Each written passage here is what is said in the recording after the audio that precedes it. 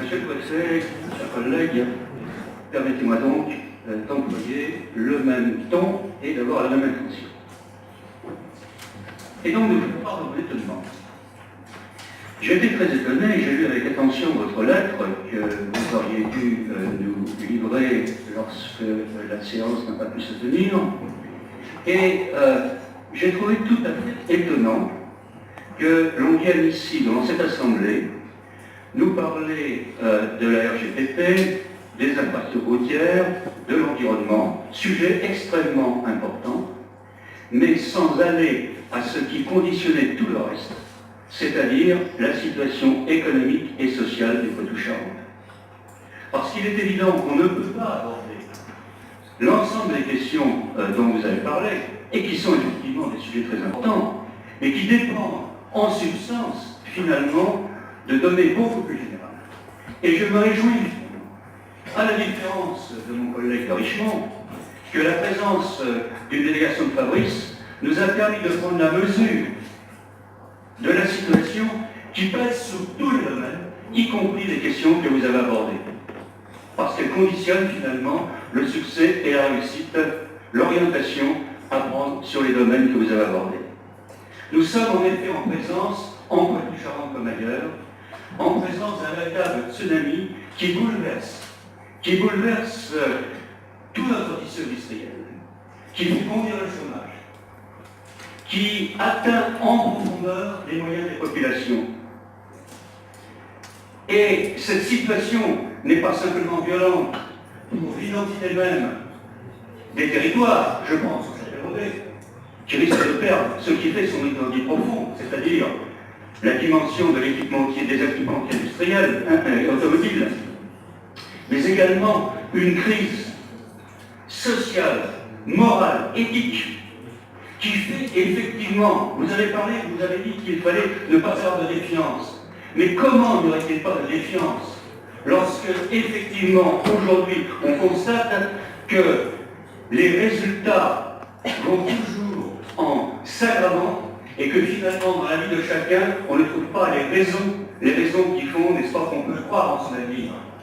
Il y a quelque chose d'extrêmement profond qui ne touche pas simplement que la dimension économique et sociale, mais qui touche votre sentiment, vous le sentez bien, l'engagement civique, le sens même de la vie des femmes et des hommes aujourd'hui qui est poussé par l'ampleur de la crise. Alors, je dis cela, n'est-ce pas, avec franchise. Vous me répondez en disant plan de relance. Plan de relance et vous me dites, par exemple, mise en œuvre des objectifs qui étaient les nôtres. Mais vous parlez bon. Mais écoutez, j'ai travaillé à une certaine époque, c'est presque la préhistoire, c'est à l'époque du ministère public et Guesso, au ministère des Transports, et tous les dossiers qui sont aujourd'hui, n'est-ce pas, sur la table, sont ceux que déjà nous abordions. Donc en fait, nous sommes sur un terrain où ici, il s'agit simplement de remplir des engagements et des nécessités. Vous nous parlez de lignes à grande vitesse, mais nous sommes d'accord sur la nécessité de ces lignes à grande vitesse. Mais nous ne pouvons pas accepter, n'est-ce pas, que ce soit les collectivités territoriales qui soient ponctionnées dans les difficultés où elles sont, c'est-à-dire que les investissements soient publics, alors que par la réalisation d'une ligne qui va être remise au privé, les intérêts et les profits qui vont être retirés, eh bien, aillent au privé. C'est une conception républicaine que nous ne partageons pas parce qu'elle n'est pas républicaine. Et c'est la raison pour laquelle nous sommes à la fois tout à fait pour la ligne qui est une nécessité absolue, et tout à fait contre la façon, n'est-ce pas, dont on envisage le financement. Alors, voyez-vous, ce sont des grandes questions, mais chacun comprend bien que, à travers ces problèmes que vous évoquez, il serait nécessaire, absolument nécessaire, que vous reveniez dans cette assemblée pour qu'on puisse aborder les questions de fond, c'est-à-dire la question de la situation économique et sociale du Poitou-Charentes. Quel est le rôle de l'État, quelle est la politique de l'État? Comprenez que lorsque les gens de chez Fabrice viennent vous dire que les promesses n'ont pas été tenues, ils ont quand même quelques raisons de le dire et de le faire. Car ils ont entendu, comme les 18 millions de Français, le président de la République dire qu'avec les 3 600 000 euros qu'il donnerait, n'est-ce pas, pour les équipementiers, cela signifierait non aucune fermeture de site, cela signifierait pas licenciement. Or, il vit exactement le contraire de cette situation. Donc, comment n'aurait-il pas une colère, parfois un désespoir, et parfois un désespoir qui peut se traduire par des gestes violents lorsqu'on a cette situation? Alors, je pense que ça mérite, monsieur le préfet, un débat sur le fond. Et qu'à partir de là, on puisse examiner ensuite les différents volets dont vous avez parlé, n'est-ce pas? Et nous mesurons l'importance. Je dis cela, n'est-ce pas, parce que vous comprenez bien qu'il y a à cet égard besoin, me semble-t-il, de reprendre la formule qui était celle d'Obama. Yes, we can. Eh bien, je la reprendrai aujourd'hui d'une autre façon à l'égard de la République de M. Sarkozy. Yes, you can. You can pour Fabrice, you can pour Elias, you can pour Obama, parce que vous avez les moyens, finalement, de régler les situations, d'empêcher les fermetures de sites, d'empêcher les licenciements. Vous avez les moyens. Vous avez les moyens dans les automobiles, parce qu'il y a le Fonds national d'investissement. Vous avez encore une capacité d'intervention dans le capital de Renault, parce que vous participez en tant qu'État. Vous pouvez jouer sur les stratégies. Et c'est au niveau des stratégies industrielles que tout se joue. C'est là-dessus, c'est ça le sujet principal qui se pose aujourd'hui. Alors, je dis ça, n'est-ce pas? Vous sentez bien qu'ici on est sur un débat de politique générale, mais un débat de politique générale dont la région vit au niveau de chacune de ses populations, au niveau de chacun de ses territoires, d'une manière directe et tous les jours, et d'une manière dramatique. C'est tous les jours qu'on annonce des licenciements, qu'on annonce des fermetures d'entreprises, encore aujourd'hui, dans le Sud-Charente.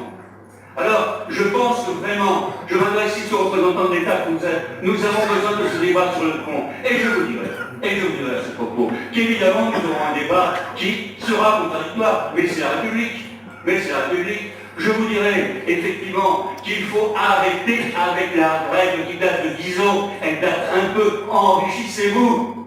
C'est cela, n'est-ce pas, qui aujourd'hui plombe la croissance. C'est cela qui fait que même l'ONU est en train de demander que l'on remplace le PDI par des critères de développement humain et non pas uniquement par des critères de développement financier.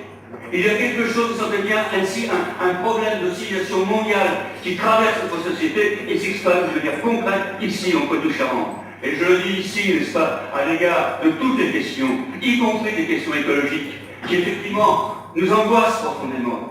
Nous savons bien que la paix de la planète est en cause. Nous le savons bien, n'est-ce pas? J'étais encore en mission récemment au Vietnam, où les Vietnamiens me disaient, savez-vous qu'avec l'augmentation du niveau de la mer, c'est 70% de nos rizières qui demain risquent de devenir inutiles. Et par conséquent, l'avenir même de notre nourriture se pose là. Mais c'est le problème dans le Sahel, c'est le problème au Sénégal, c'est le problème au Mali, etc. Nous sommes là effectivement dans un contexte global et général extrêmement important. Nous sommes d'accord sur cette question. Alors, c'est pas la peine de m'interrompre. Hein. Donc, nous sommes bien sur une question. Alors, permettez-moi de terminer dans cette brutale question bilan. Si l'on veut effectivement sauver la banquise, il faut s'attaquer aux banquiers. C'est ça la manière fondamentale aujourd'hui.